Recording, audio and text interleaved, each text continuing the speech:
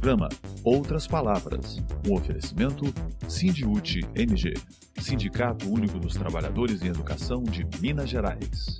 Olá, veja nesta edição, Brasil do governo atual. Retrato fiel da precarização, das privatizações e da retirada de direitos da classe trabalhadora. Primeiro, queria dizer que vocês são sujeitos, ou podemos dizer trabalhadores estratégicos na disputa e na organização de força em Minas Gerais e a nível nacional. A voz do trabalhador e da trabalhadora. Nas eleições agora de outubro, está elegendo quem tenha compromisso de fazer um referendo popular ou um plebiscito para reverter tudo colocado nesses 2 anos e pouco de golpe.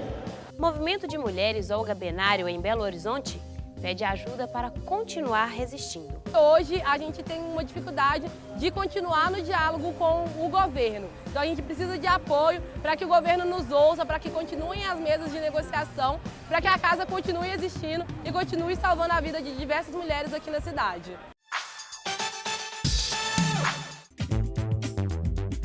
Atualidade.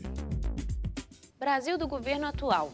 Retrato fiel da precarização, das privatizações e da retirada de direitos da classe trabalhadora. Durante o Congresso Estadual do Sindiúti, a militante do MAB, Movimento dos Atingidos por Barragens, Sônia Mara Maranho, disse que é preciso fazer uma análise política correta do momento em que vivemos e ressaltou que os trabalhadores e as trabalhadoras em educação têm poder de construir a ideologia dentro das escolas. Primeiro, queria dizer que vocês são sujeitos, ou podemos dizer trabalhadores estratégicos na disputa e na organização de força em Minas Gerais e a nível nacional.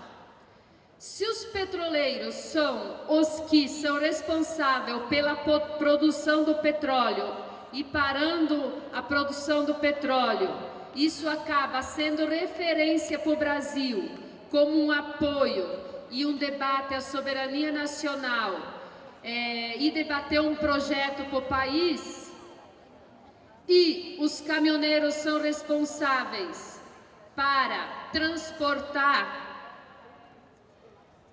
aquilo que se produz, as mercadorias, a comida, vocês, os trabalhadores da educação, são a referência, porque vocês são os que constroem, têm o poder de construir a ideologia também dentro das escolas. Quando vai explicar português agora, tem que explicar a política brasileira que nós estamos vivendo no beabá. Quando vai explicar número, matemática, tem que explicar o momento que nós estamos vivendo para os nossos filhos. Quando explicar inglês, tem que fazer a relação com os Estados Unidos, tem que explicar o que significa essa potência. Vocês são a referência dos nossos filhos dentro da escola. Às vezes eu tento dizer algumas coisas para a Dandara lá em casa, ela diz, não mamãe, a professora falou isso. Então vocês têm muita referência dentro das escolas. E nesse momento, vocês têm uma tarefa fundamental de ajudar a construir militantes, trabalhadores, que consigam fazer análise política do momento que nós estamos vivendo.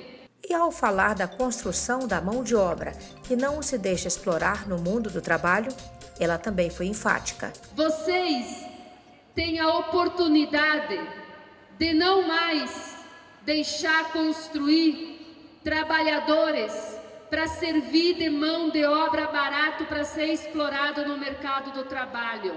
Vocês têm que ajudar a construir e estão ajudando, porque vocês dizem, e nós dizemos que quem luta educa, militantes, dirigentes, para ajudar a construir um projeto para o Brasil e para ajudar a ser os comandantes do Brasil.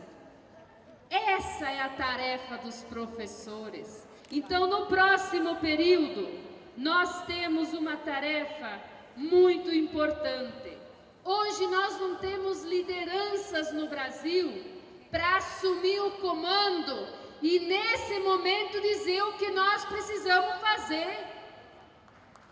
Nós não temos. A gente fica esperando de São Paulo, de Brasília, dos partidos, da Frente Brasil Popular que está em processo. Nós vamos precisar recomeçar muita coisa.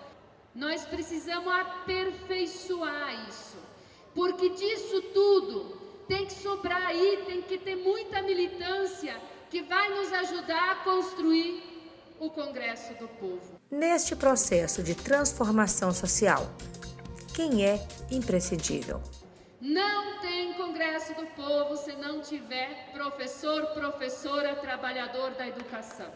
Os nossos professores e professoras aqui de Minas Gerais já não cabem mais só dentro das escolas, porque a rua ensinou que a luta é muito maior. Ela é municipal, ela é regional, ela é nacional, ela é latino-americana e ela é internacional. Então, essa é a nossa tarefa. Isso que é discutir o enfrentamento ao capital internacional. Sônia Mara Maranhão disse que a construção de um projeto popular para o Brasil passa pela soberania e autonomia do povo brasileiro. O que é construir um projeto popular para o Brasil? Não é nós fazer uma cartilha e dizer, ó, aqui está o nosso projeto popular para o Brasil, todo mundo precisa ler agora lá no Congresso do Povo, a gente vai construir isso.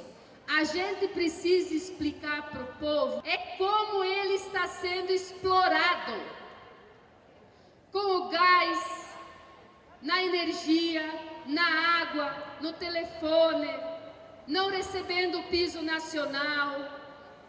A gente tem que explicar como funciona o capital, que os Estados Unidos pega aqui o nosso petróleo, leva para fora, manda de volta, e o dia que eles não quiserem mais mandar para cá os derivados do petróleo, o que acontece conosco? Por isso que a gente fala em soberania. Hoje está tendo uma tentativa dos Estados Unidos e da China coordenar o mundo. Inclusive coordenar se vai chegar o gás e a gasolina lá na nossa comunidade, em todos os cantos do Brasil. Isso é o acúmulo do absurdo. Como é que um país consegue fazer isso? País não, na verdade são empresas desses países que fazem isso. Por isso a guerra no Iraque não é por acaso. Por isso os ataques na Síria. Por isso a invasão da Palestina. E por isso a intervenção na Líbia. Os Estados Unidos quer pegar o nosso petróleo do Brasil e da Venezuela, que dá quase uma Arábia Saudita, que demora 4 dias para levar na Venezuela, e não quer mais pegar da Arábia Saudita porque é quase 2 meses para transportar para os Estados Unidos. É isso que está colocado. Eles querem se apoderar dos 30% da água potável que tem na América Latina, 12% no Brasil, mais de 25 aquíferos. É isso que eles querem. Eles querem o nosso nióbio aqui no norte de Minas Gerais. Então, se nós enraizar o Congresso do Povo nos 853 municípios de Minas Gerais, já estamos em 200 e alguma coisa, nós vamos construir poder popular. Momento CUT Minas. A voz do trabalhador e da trabalhadora. Eles prometeram emprego, mas promoveram destruição de direitos e do mundo do trabalho. Foi o que disse o secretário-geral da CUT Minas, Jairo Nogueira, durante o Congresso Estadual do Sindiúti sobre a reforma trabalhista. As pessoas já entenderam o golpe, mas o prejuízo que o golpe trouxe Elas estão sentindo agora na pele. Porque eles prometeram com a reforma trabalhista que ia ter emprego. A gente avisou que não ia ter. E não teve. Eles falaram que com a terceirização ia modernizar as condições de trabalho. Não modernizaram nada, a gente avisou isso.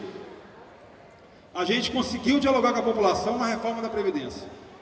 Que aquilo não ia resolver a nossa vida, que era mentira o que era colocado. Conseguimos ali furar um pouco a bolha da informação com essa questão. E agora nós temos uma grande oportunidade que caiu para a gente agora, da gente conseguir dialogar com as pessoas em cima do modelo de gestão que prejudica todo mundo no nosso país, que é esse modelo de gestão voltado dos combustíveis.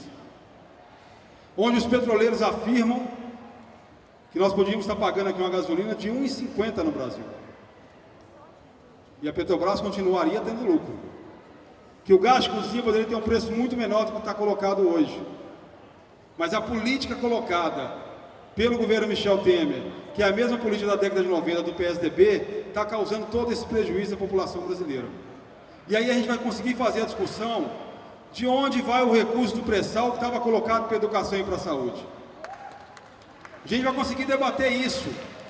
Então o formato colocado hoje da greve nos permite voltar a fazer esse debate com a população, voltar na sala de aula, ser um programa lá da aula de vocês, está discutindo esse tipo de modelo. O Brasil é autossuficiente em petróleo, não precisava estar passando pelo que está passando hoje. Para a gente conseguir, nas eleições agora de outubro, estar elegendo quem tenha compromisso de fazer um referendo popular ou um plebiscito para reverter tudo colocado nesses 2 anos e pouco de golpe. Partidos e sindicatos precisam, segundo ele, entender que sozinhos não vão a lugar nenhum. Os partidos precisam entender que essa mudança passa por voltar lá o que a gente fez na década de 80, que é voltar para as comunidades, que é voltar a conversar, os sindicatos também. E os sindicatos que não entendem isso hoje, gente, que sozinho ele está perdido, que sozinho ele já acabou, ele vai ter que vir para a luta solidária, junto com todo mundo, e voltar a sentar com o povo e discutir isso. Discutir por que o preço da gasolina pode abaixar tanto, ser um preço mais justo para a população pagar. Discutir o porquê que hoje uma família de 4 pessoas paga em média 150, 170 reais de tarifa de energia elétrica aqui em Minas Gerais, sendo que a gente poderia estar pagando 25 reais de tarifa de energia. E aí não precisava de ter a humilhação que muitas famílias passam em Minas Gerais de estar lá no gato, roubando energia, porque não consegue pagar a tarifa de energia, e hoje ninguém vive sem energia elétrica e sem a questão do petróleo e todos os seus derivados. Então isso não é mercadoria, o que a gente fala sempre, a gente prega isso, não é mercadoria, isso é um bem que a população teria direito, inclusive, se a gente fizer um debate sério, inclusive de graça. Não precisaria pagar nem gás de cozinha, nem energia elétrica no Brasil. Se fosse feito um debate sério sobre as formas de energia que tem no Brasil hoje, sobre a questão de não ter lucro nessas empresas, a gente podia estar fazendo um debate muito melhor da vida e oferecendo um pouco mais de conforto para toda a população brasileira. Jairo também chamou a atenção para uma outra questão extremamente preocupante. Vocês imaginam, gente, se o Petrobras e todo o sistema elétrico brasileiro for privatizado? Vocês já pensaram isso na mão de empresários e eles querendo ganhar mais dinheiro em cima da gente, mete um lockout em cima da gente e para 10 dias de ter combustível e ter energia elétrica? Já pensaram as nossas vidas sem isso? E aí vai a água junto? Então por isso que a gente fala de soberania, por isso que a gente fala que é estratégico que esses setores estejam na mão do Estado. Os outros países estão doidos para vir aqui pegar, eles não autorizam nem discutir a questão da energia e do petróleo em seus países. Mas vêm para cá e querem pegar da gente. E se tiver na mão do empresariado, foi falado aqui do capital, da questão da prosperidade que eles tanto pregam, de poucos terem muito, e querer arrecadar cada vez mais, se a gente deixar o petróleo e a energia elétrica ir para a mão do empresariado, ir para a mão do capital, eles vão fazer a farra em cima da gente.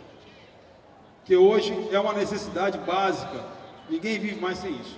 Então a importância da gente estar fazendo esse debate trago aqui a proposta para a gente tentar, porque sem a ajuda de vocês, educadores, a questão de um plebiscito sobre a questão dos combustíveis, sobre o Petrobras, não vai para frente. A gente não consegue fazer. Sem vocês nos ajudando na sala de aula, fazendo o debate, né, passando para os alunos, para os pais, e no Congresso do Povo, a gente conseguindo fazer esse debate, a gente consegue alimentar algo na sociedade, uma coisa rápida, que a gente consegue colocar em xeque de vez essa gestão de Michel Temer aqui no Brasil, o golpe no Brasil e quem está apoiando o golpe no Brasil. Mulheres em Marcha. Movimento de Mulheres Olga Benário, em Belo Horizonte, pede ajuda para continuar resistindo. A Casa Tina Martins, que simboliza em Belo Horizonte o Memorial de Resistência Feminina, pede apoio para continuar existindo, tendo em vista a importância e a necessidade desse espaço continuar no acolhimento a mulheres vítimas da violência doméstica. Isabela Moura, do Movimento de Mulheres Olga Benário, no dia do Basta, saiu às ruas da capital mineira para levantar esta bandeira. Hoje eu estou aqui na rua com diversas outras mulheres, no dia do Basta, diversas mulheres do estado de Minas Gerais, principalmente as mulheres negras, estão envolvidas nessa luta, porque a gente precisa de mais investimento, de políticas públicas, para que a gente continue viva. Hoje as mulheres no nosso estado estão morrendo. No ano passado foram mais de 400 mulheres mortas, vítimas do feminicídio. Então a gente precisa realmente de que o governo, tanto federal quanto estadual, coloque mais investimento para que a gente consiga continuar com políticas, por exemplo, como a Casa da Mulher Tina Martins, que hoje está sofrendo uma ameaça, e a gente precisa desse investimento para que a Casa Tina Martins e diversos outros movimentos, diversas outras políticas continuem existindo, para que a gente continue viva, para que a gente continue na luta, para que a gente continue tendo os nossos direitos. A resistência feminina é uma luta cotidiana contra a violência, contra o patriarcado, pelo direito ao emprego, à moradia e, principalmente, pela vida de seus filhos e pela própria sobrevivência. Hoje na Casa Tina Martins, a gente acolhe mulheres que passaram por alguma situação de violência doméstica ou que querem saber o que elas podem fazer caso isso venha a acontecer. Então lá a gente distribui a informação primeiro, né? Tem um atendimento jurídico também na casa para essas mulheres que sofreram violência, atendimento psicológico e, caso necessário seja, a gente também faz o acolhimento dessas mulheres lá na Casa Tina Martins. A mulher que sofreu violência doméstica, que não pode mais ficar morando na casa onde ela morava antes, por estar sofrendo essa ameaça, ela pode ficar acolhida por um tempo lá na Casa de Referência da Mulher Tina Martins, onde ela vai poder fazer um curso de capacitação também para que ela crie independência, para que ela possa vir a ter uma casa própria no futuro, para que ela fique livre dessas amarras mesmo do patriarcado. Para continuar no atendimento a essas mulheres vítimas da violência doméstica e de outros tipos de violência, a Casa Tina Martins precisa do seu apoio e também de uma atenção especial por parte do governo do estado. A Casa da Mulher Tina Martins, ela foi fruto de muita luta, de uma ocupação aqui na cidade de Belo Horizonte. A gente recebeu uma casa por um tempo determinado, onde a gente ia poder continuar acolhendo essas mulheres, só que hoje a gente tem uma dificuldade de continuar no diálogo com o governo. Então a gente precisa de apoio para que o governo nos ouça, para que continuem as mesas de negociação, para que a casa continue existindo e continue salvando a vida de diversas mulheres aqui na cidade.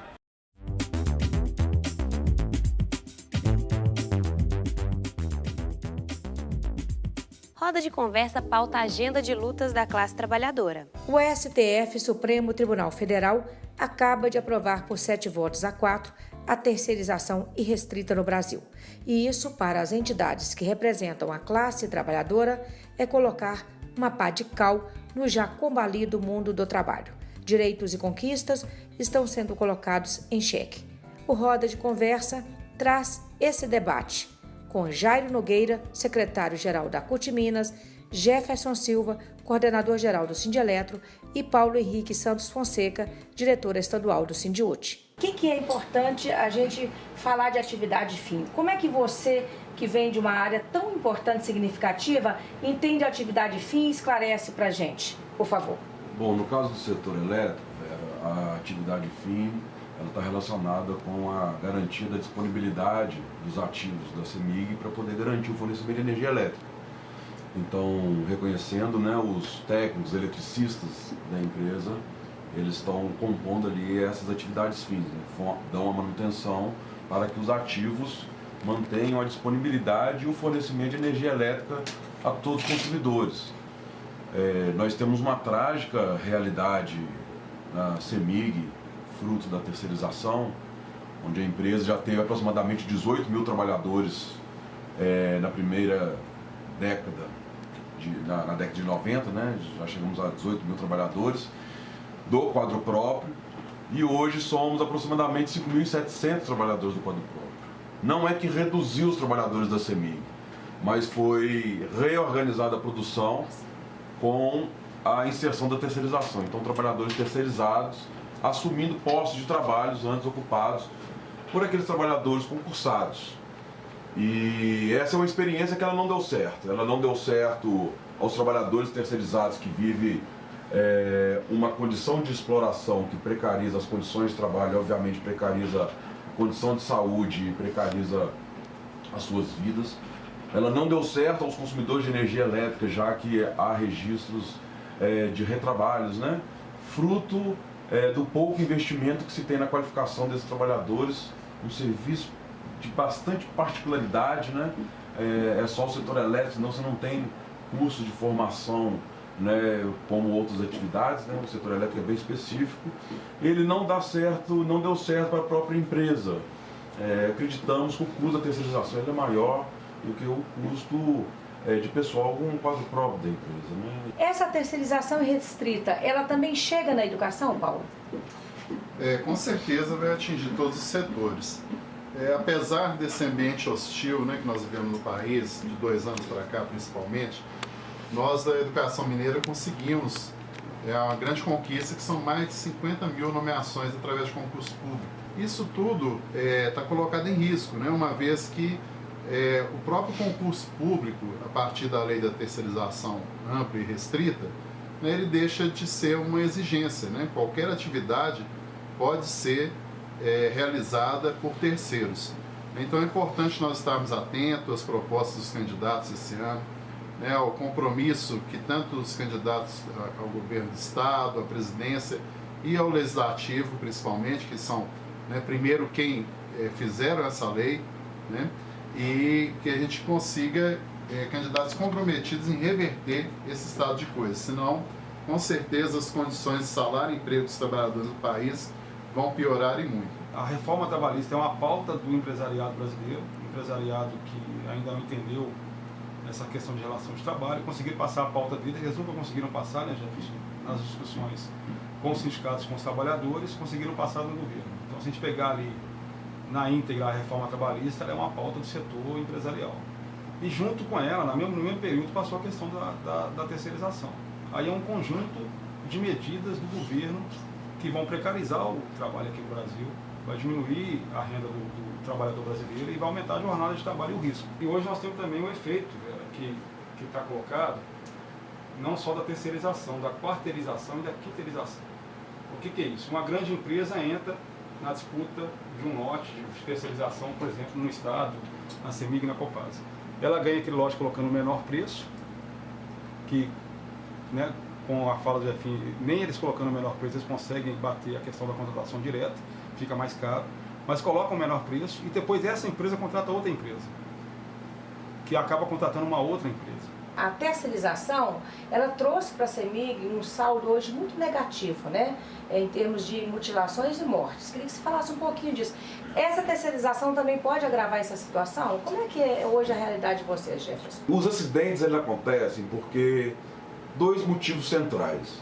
O primeiro é que as empresas terceirizadas não investem, né, em treinamentos, na devida qualificação para que esses trabalhadores possam fazer intervenção no setor. E a outra é a cobrança de produtividade. O setor elétrico ele não permite erro. Não permite erro. É um risco que não tem cheiro, não tem cor, é invisível. E quando você coloca o trabalhador a produzir, a trabalhar mais rápido, é muito diferente de um comércio onde está vendendo, né, e quanto mais vende, mais tem produtividade sobre isso. O setor elétrico ele não permite nenhum tipo de tolerância em relação às atividades. E isso tem ocasionado não esse cenário trágico, né, de morte e mutilação com trabalhadores a serviço da CEMIG. Essa questão da terceirização como um todo, ela atinge demais a qualidade do serviço e coloca também a questão da segurança, né, como o Jefferson colocou, né, também piora muito, né, a situação da segurança nas empresas. Imagina bem, por exemplo, uma pessoa que hoje ela presta serviço na escola, amanhã no setor elétrico, depois amanhã ela está na educação, né? Aí depois está lá num banco tomando conta dos nossos dados bancários, né? Onde fica o sigilo bancário, por exemplo, né? Nosso, todos nós quase, né? Somos correntistas em algum banco, né? E outras no comércio, né? Os dados das pessoas estão em risco nesse momento, né? Então é uma perda para toda a sociedade a terceirização. Corre o risco a educação pública de vir a ser privatizada, sim. Monetarizada também com essa questão?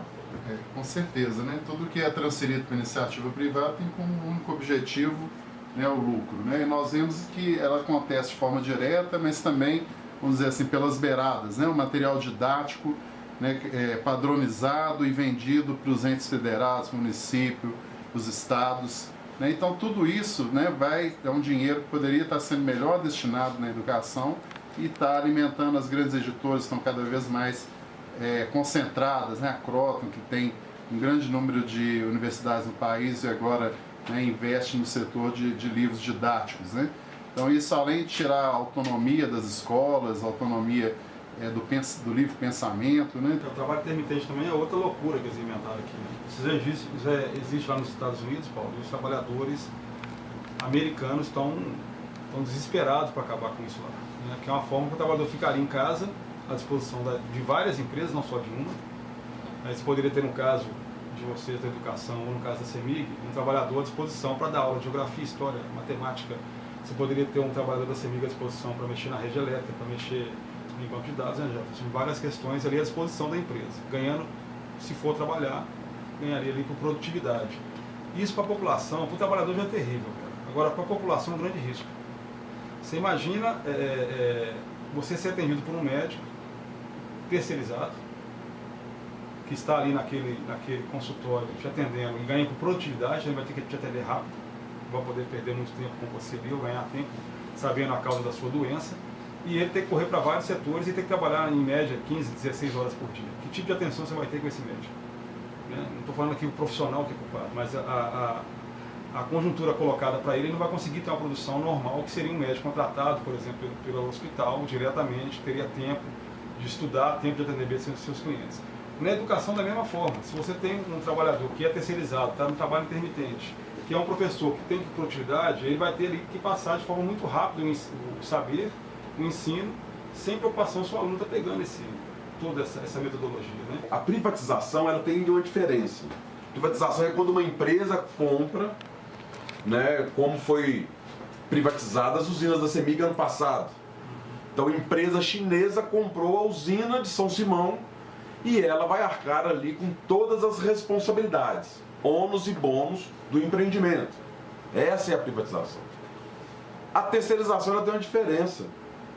A terceirização, no caso da educação, o Estado ainda permanece o dono da educação. Ele contrata uma empreiteira para poder atuar nas atividades da educação e o resultado é diferente, porque os alunos e a população ficam prejudicada com o sucateamento da educação, os trabalhadores ficam precarizados com a exploração da terceirização, os empreiteiros ficam com o lucro e o Estado fica com a responsabilidade de justificar para a sociedade por que está precarizado dessa forma. Então, talvez a relação de terceirização, ela, para o empreiteiro, ela seja mais interessante do que a própria privatização, porque o Estado ele vai ter que assumir, né, a responsabilidade de explicar à sociedade por que o serviço está precarizado. Obrigada pela sua audiência. Sábado que vem tem mais.